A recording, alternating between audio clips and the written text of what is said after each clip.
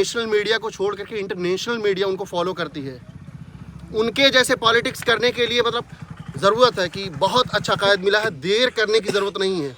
और उम्मीद है साकिब भाई कि बहुत तेज़ी के साथ जो है ना मजलिस अपने नतीजे को लेकर के संत कबीर नगर में और पूरे इलाके में सिद्धार्थ नगर में और इधर पूरा आने वाली इस तक पहुँच जा रही है। बस तमाम बातों को यही कहूँगा कि इरादा है कुछ खास करेंगे, इंशाअल्लाह दिलों पर राज करेंगे। और नोट कर लो कि जितने भी यहाँ पे नेता मौजूद हैं, रगों में जो भी लहू है तेरी अमानत है, जहाँ जहाँ ज़रूरत होगी उसूल कर लेना, बस इससे ज़्यादा और कुछ नहीं।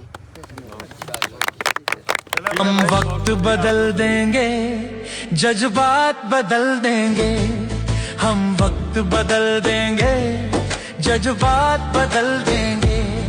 जो बुरी लगी दिल को, जो बुरी लगी